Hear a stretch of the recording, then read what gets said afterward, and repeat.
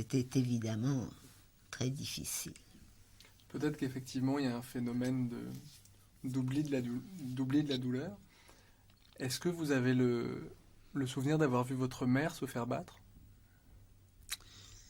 Non, pas plus. Pas plus. Alors, peut-être que je le scotomise, hein, peut-être que je le refoule.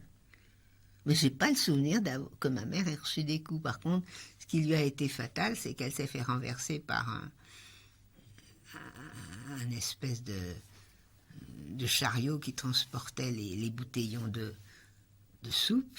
Elle s'est fait une blessure à la jambe, et cette blessure s'est infectée et a fini en septicémie. Donc, à ce moment-là, elle a été au revire et sélectionnée depuis le revire. Est-ce que dans les premiers jours à Birkenau, avant que vous soyez affecté à un groupe de travail, à un commando, est-ce que vous arriviez encore à percevoir ce qu'on pourrait appeler les différences sociales? C'est-à-dire, est-ce que vous veniez d'un milieu plutôt aisé? Est-ce que, parmi en tout cas le groupe des Françaises, vous arriviez encore à saisir ces différences-là? Absolument, et tellement que je dois dire que j'ai souffert de la promiscuité presque autant que du régime concentrationnaire. Enfin, une des souffrances du régime concentrationnaire, c'était ça, une promiscuité folle. Je veux pas avoir l'air bégueule et prétentieux, c'est surtout, puis maintenant, l'évolution des idées nous a amenés à des choses tellement différentes que j'ai l'air d'une vieille réactionnaire en vous en parlant, mais en vérité, il y avait des femmes des juifs du port de Marseille qui avaient été arrêtées, qui se trouvaient là à peu près au même moment que moi, au même endroit. Et il y avait chez ces femmes, je dois dire, évidemment, un fossé, une mer gigantesque dans la manière de parler, de se comporter, de penser. Tout est... Moi, j'étais bourgeoise, de la bonne bourgeoisie, et elles étaient les pauvres femmes de leur milieu, vendeurs de poissons, et elles sont mortes comme les autres. Moi, ça me gêne un peu de dire ça, mais parce que c'est vraiment pas à la mode. Mais franchement, sur le moment, ça a été une grande souffrance aussi, de trouver personne de son milieu, personne à qui parler, personne. J'étais une bourgeoise, la seule, mais en fait, il y en avait d'autres. Chacune était noyée parce qu'elles étaient en minorité quand même. Les gens qui ont été le plus arrêtés, c'est certain, ce sont les gens qui ont été émigrés fraîchement et qu'on pouvait reconnaître. C'était les Polonais, mais en l'occurrence, là, c'était les Marseillaises, les femmes de Marseille. Et c'était d'ailleurs curieux parce qu'évidemment, elles avaient une formidable vulgarité, comme on pouvait avoir à l'époque. Tout ça, c'est englouti maintenant, c'est un monde complètement englouti. Mais en contrebalancement de ça, il y avait les femmes hongroises, c'était l'époque de l'arrivée en foule des Hongroises, qui étaient des femmes d'une distinction folle, des Hobros, enfin, d'un raffinement. C'était toutes les Hongroises de Budapest qui avaient été arrêtées au même moment pratiquement, en juin, enfin ça avait commencé je crois en juin ou mai. Enfin, on était en plein dans leur arrivée, elles n'étaient pas destinées à vivre, on leur mettait même pas de vêtements civils, c'est elles qui étaient dans les sacs en jute, avec une corde autour de la taille, elles n'étaient même pas tatouées parce qu'elles n'étaient vraiment pas destinées à vivre au camp et elles ont été gazées par milliers comme ça, à l'époque de cet été 44. Mais, comme il n'y avait pas de place dans les chambres à gaz, je suppose, on les laissait dans le bloc où je me trouvais, ou dans le bloc voisin, quelques jours. Et alors je les trouvais soit aux toilettes, on appelait ça washroom, c'est-à-dire l'endroit où on faisait un semblant de toilette, et je me percevais qu'elles étaient raffinées, distinguées. C'était des princesses. C'était des princesses. Ça n'empêche pas qu'en Hongrie, il y a eu un antisémitisme énorme. Il y avait aussi, vous l'écrivez dans votre livre, des des femmes qui prétendaient lire l'avenir dans les lignes de la main. Ah oui? Est-ce que vous vous en souvenez? Non, pas du tout. Parce que alors là, après la guerre, j'ai été tellement consommatrice de gens de voyantes et d'astrologues, que parce que j'y crois beaucoup. Mais à l'époque, je me souviens pas. Peut-être si vous m'en parlez en faisant un gros effort, c'est possible. Hein, mais dans l'instant, c'est à peine si j'ai une très vague vision de ça. Mais si je l'ai écrit dans mon livre, c'est que c'est vrai, parce que c'est vraiment, je l'ai écrit en faisant dérouler devant moi le rouleau des jours, vous comprenez? J'ai vraiment rien inventé. Enfin, j'espère ne rien avoir inventé.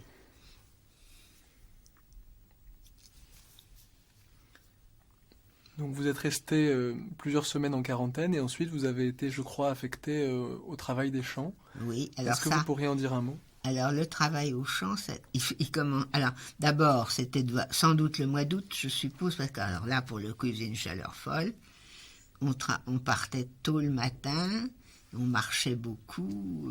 Je me souviens qu'il faisait très chaud, qu'on avait très soif. On faisait un travail totalement inutile. Mais ça, je me souviens de l'avoir écrit, ou je me souviens de m'être souvenu, parce que en vérité, je me souviens plus très très bien, mais il me reste comme impression que on déplaçait un tas de terre d'un coin pour le mettre dans l'autre. Et rien de plus. C'est-à-dire, c'était vraiment avec des pioches lourdes. On ne construisait rien.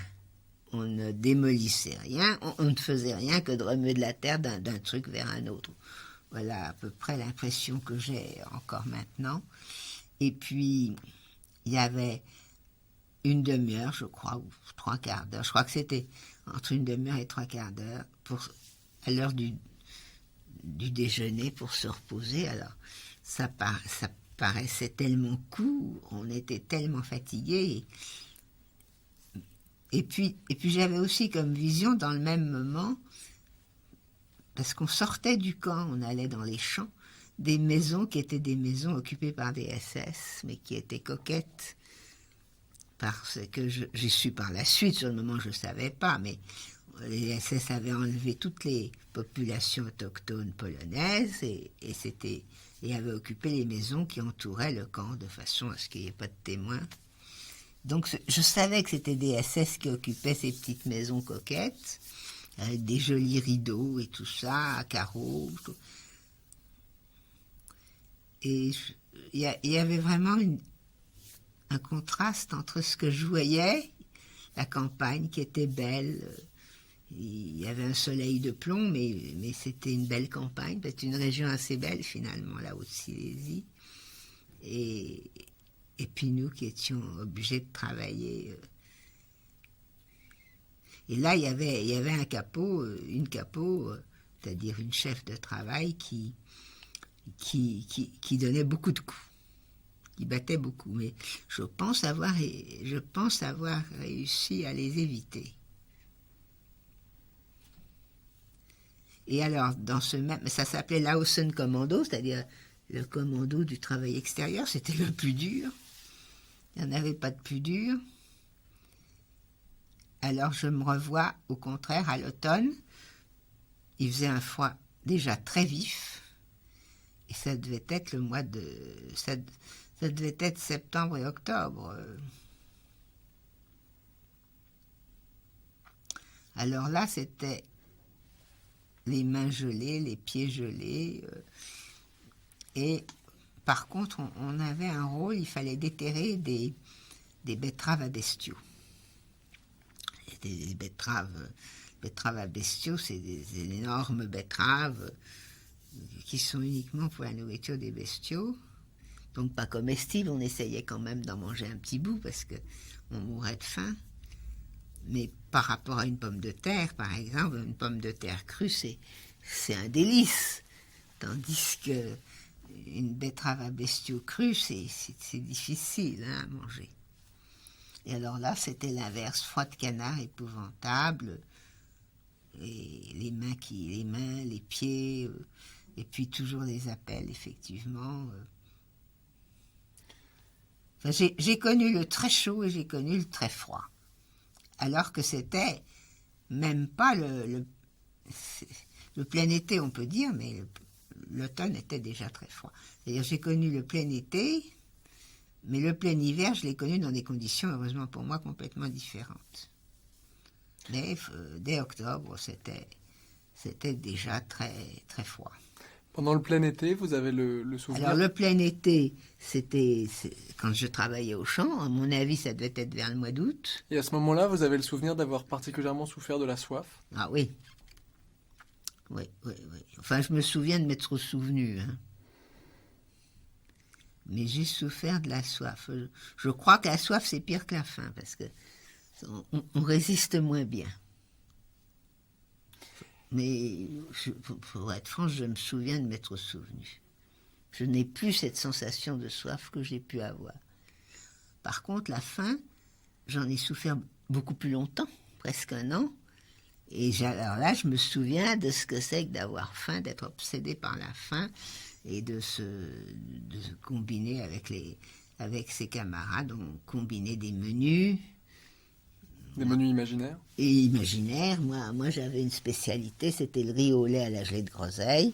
Et parce que dans mon enfance, j'aimais beaucoup le riz au lait à la gelée de groseille. Donc, je leur expliquais pas comment le faire, parce que je ne savais même pas comment ça se faisait, mais je leur donnais ça comme dessert par l'esprit. C'était ça. Mais la fin, je m'en souviens mieux, parce que ça a duré beaucoup plus longtemps. D'ailleurs, du premier au dernier jour, quoi.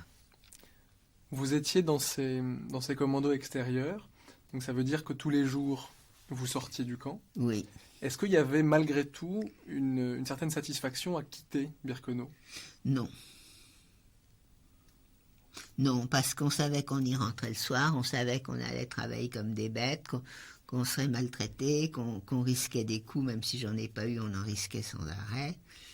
Non, il n'y avait aucune... C'était pas le départ. Comprenez, ce qui a été peut-être une satisfaction, ça a été l'évacuation, quoique après c'est devenu aussi quelque chose d'épouvantable. Mais se dire qu'on quittait le camp alors qu'on pensait ne jamais en sortir, qu'on serait condamné à y mourir, ça a été, je crois, une satisfaction le 18 janvier. À chaque fois que vous sortiez du camp et à chaque fois que vous y rentriez, oui, il y avait l'orchestre qui jouait? Oui, effectivement. Il y avait à l'entrée du camp, il y avait un orchestre qui rythmait nos pas pour tous les commandos, tous les groupes de femmes qu'on appelait des commandos, qui marchaient sur le rythme de l'orchestre. On était toujours par 5. Et puis il fallait marcher selon un certain tempo. Ça paraît tellement invraisemblable tout ça. Avec le recul, c'est vrai. Vous vous souvenez des airs que jouait l'orchestre? Oui, alors il y en a un air en particulier, mais je suis incapable de le reproduire, mais c'est un air du folklore allemand très populaire et très répandu. Et de temps en temps, ça s'entend dans les foires, dans les fêtes foraines, en France, même en France. Et pendant des années, je dois dire que j'avais des frissons en entendant cet air. Parce que je me remettais dans le bain, quoi. C'était comme des frissons. Mais il ne jouait pas que ça, il jouait aussi d'autres choses, je ne m'en rappelle plus, mais il y avait cet air-là qui revenait tout le temps.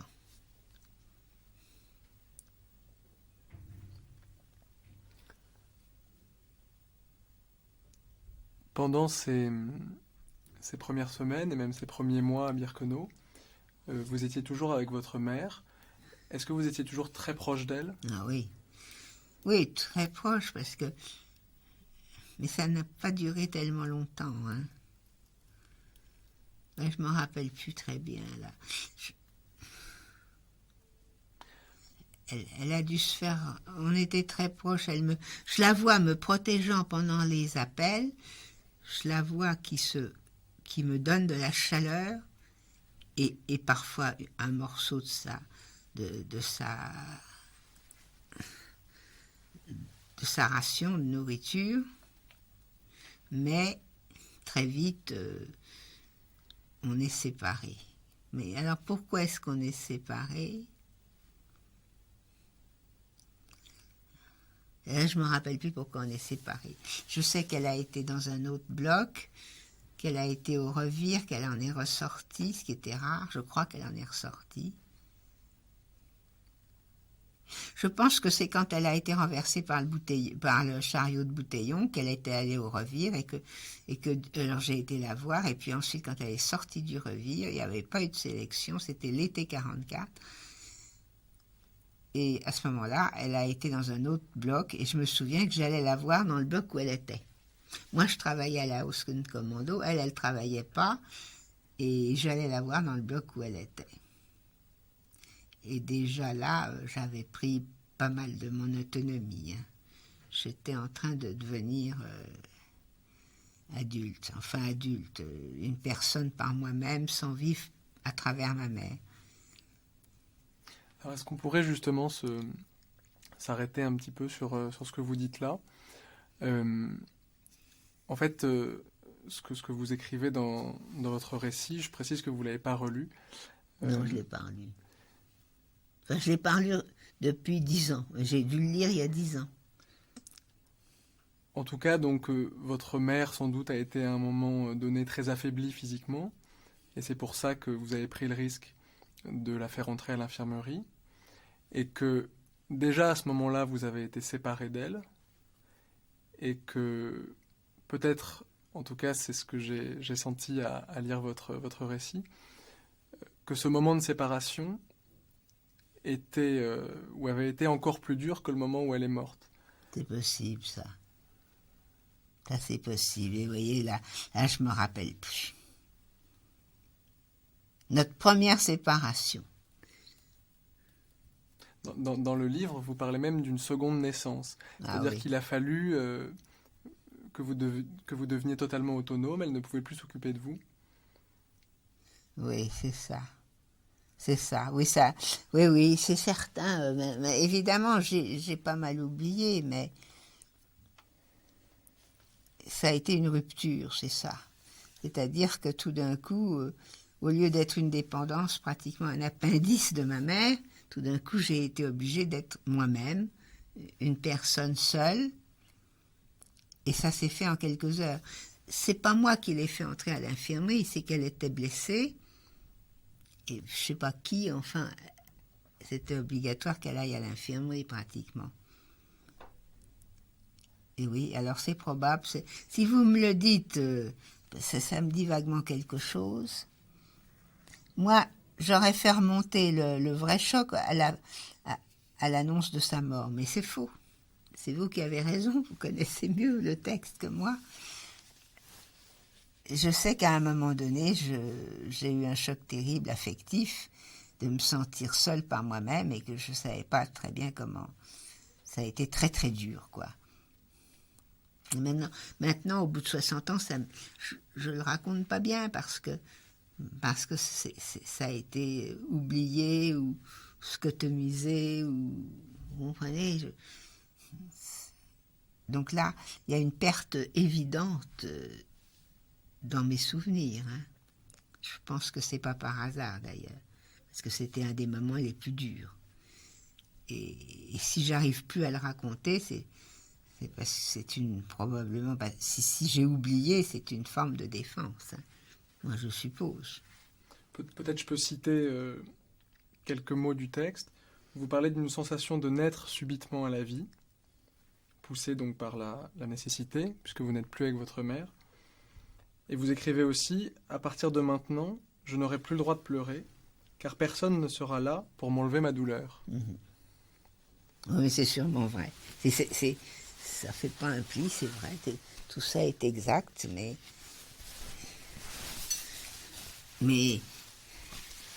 je suis tellement vieille à l'heure actuelle que ça se perd vraiment dans l'enfance.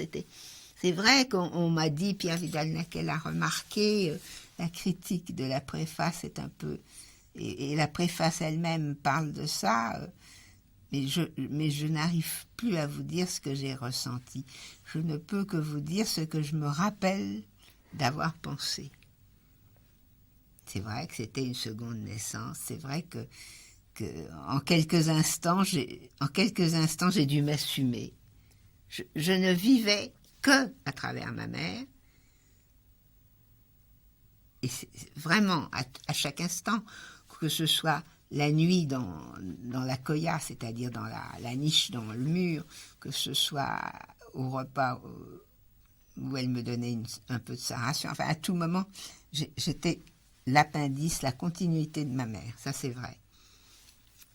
Comme si vous étiez devenue une femme à ce moment-là. Et tout d'un coup, alors, je ne suis pas vraiment devenue une femme parce que je n'avais pas la maturité,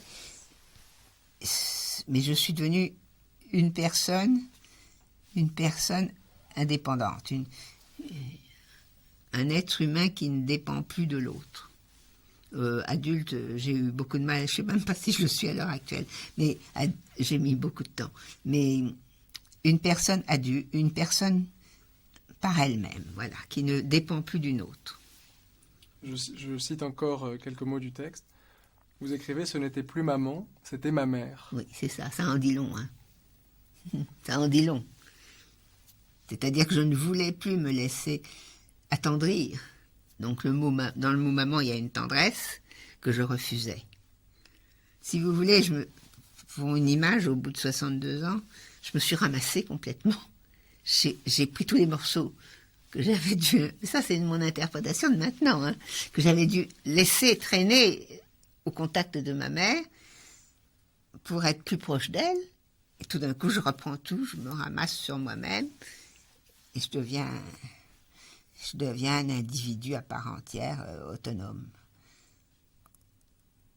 Et encore un peu enfant quand même, en tout cas adolescente sûrement, mais indépendante. Je ne suis plus dépendante de ma mère. Je n'ai plus que moi pour me sauvegarder. Je n'ai plus personne pour me protéger que moi-même. C'est moi et moi. Moi avec moi, mais il n'y a plus personne d'autre. Et c'est une étape dans la vie qui normalement prend, je crois, des années, et qui s'est faite pour moi, mais ça Pierre Vidal-Naquet raconte bien, qui s'est faite pour moi en quelques instants.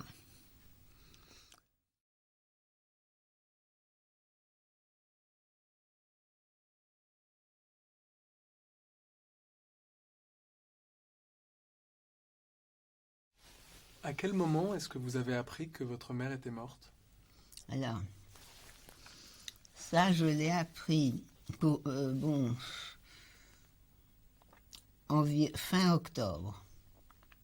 Parce que je me souviens d'avoir fait un calcul. On m'a dit, elle était au Revire, il y a eu une sélection, elle a été prise dans la sélection. On n'a pas su me dire à quelle date c'était. C'était une personne du Revire qui m'a dit elle a été prise. Et quand je lui ai demandé, elle-même, elle avait sa propre fille qui était prise dans la même sélection. Alors je lui ai demandé mais quand est-ce que c'était? Elle n'a pas su me le dire, mais elle m'a dit il y a environ 8 ou 10 jours. Parce que je me souviens d'avoir fait un calcul. J'ai calculé, bon, s'il y a tant de jours, alors je ne sais plus combien en fait. Hein. S'il y a tant de jours, on tombe sur le 14 octobre. Et c'est comme ça que en quelque sorte, j'ai décidé que c'était le 14 octobre. Je ne suis absolument pas sûre que ce soit exactement ça. Mais c'est vraisemblablement autour du 14. Alors, là aussi, je sais que dans mon livre, j'ai écrit des choses là-dessus. Je ne me souviens pas vraiment moi-même en ce moment de ce que j'ai ressenti. Je sais que j'ai ressenti quand même, pour l'avoir relu après, que j'étais complètement effondrée, malgré que j'ai été déjà séparée de ma mère. C'était une deuxième mort, je pense, quelque chose comme ça. J'étais complètement effondrée. j'étais dans un très grand désarroi. Et je me suis dit, mais ça, je vous le dis franchement, je l'ai relu depuis, parce que il y a 10 ans, mais 10 ans, c'est pas tellement par rapport à 60 ans. Je sais que je me suis dit, ou bien je me laisse aller au chagrin et c'est la mort très rapide, ou bien je décide de vivre, et si je décide de vivre, je ne sais pas quoi, enfin je dois lutter à tout prix et ne pas trop penser à ma mère. Enfin, la lutte pour la vie sera à ce moment-là mon premier souci, comme c'était d'ailleurs toujours dans le camp. Je n'ai eu qu'une préoccupation, vivre, survivre. J'avais une envie folle de vivre et aucune envie de mourir. Et avec le chagrin de la mort de ma mère, il fallait que je choisisse en quelque sorte entre vivre ou me laisser aller à mon chagrin. Est-ce que, au moment où vous avez appris que votre mère était morte, vous avez cherché du soutien auprès d'autres détenus? Je crois pas. Je me demande, parce que il y avait une petite grecque, je ne sais plus comment elle s'appelait, qui était là, je crois que c'était Estelle, qui déjà avait pris une certaine importance dans ma vie. Il me semble qu'elle était là. Ou est-ce que je l'ai rencontrée tout de suite après? Mais du soutien, je ne pouvais pas en trouver, puisque les gens ne correspondaient absolument pas au milieu d'où je venais. Donc je ne trouvais aucun soutien, je n'avais aucune intimité avec personne. Je ne pouvais pas trouver de soutien. Mais il y a eu Estelle dans ma vie qui a été la seule personne avec qui je me sois un peu liée. Et j'ai l'impression que c'était à ce moment-là que ça a dû commencer. Mais ça, je ne suis pas sûre. Hein. C'est peut-être un peu avant, un peu après, ça, je ne sais pas. Vous pensiez aussi à votre père dans ces moments? Oui, je pensais toujours à mon père, mais j'ai eu des fausses joies, vous comprenez, parce qu'à un moment donné, quelqu'un m'a dit, on a vu votre père. Enfin, on m'a pas dit on a vu votre père, mais quelqu'un a demandé de vos nouvelles du camp des hommes.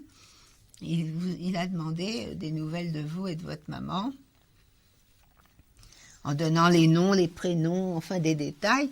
Moi, je me suis dit, ça y est, c'est mon père qui est vivant. Et en fait, il s'agissait du professeur Marc Klein, qui était un professeur assez connu de la faculté de médecine de Strasbourg, qui était de nos amis, et qui avait été déporté aussi, et sans doute dans le même convoi. En tout cas, il savait qu'on était là.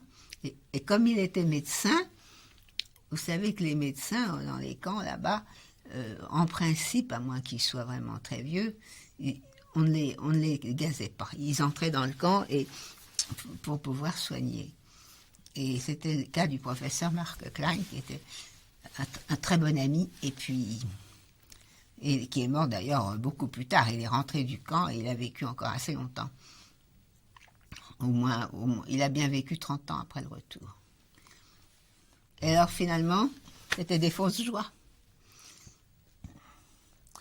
Mais j'ai quand même espéré pour mon père. J'ai quand même espéré longtemps. Quand je suis rentrée, je pensais que je allais peut-être le retrouver. Quand j'ai vu qu'il n'arrivait pas, j'ai attendu, enfin peu à peu, je me suis rendue à l'évidence. Le choc n'a pas été le même qu'avec ma mère. D'abord, je n'avais pas cette intimité que j'avais avec ma mère, je ne l'avais pas avec mon père. Et puis ensuite, comme j'avais été déportée entre-temps, je m'étais endurcie. Et puis c'est un événement auquel j'ai eu, comment je dirais, le temps de m'y faire, le temps de m'habituer à l'idée qu'il ne rentrerait pas. Donc ça n'a pas du tout été le même choc. N'empêche qu'actuellement encore, j'ai des rêves où je retrouve mon père. À un moment, je crois que vous avez dû subir une sélection où le docteur Mengele lui-même était présent. Est-ce que vous pourriez la raconter?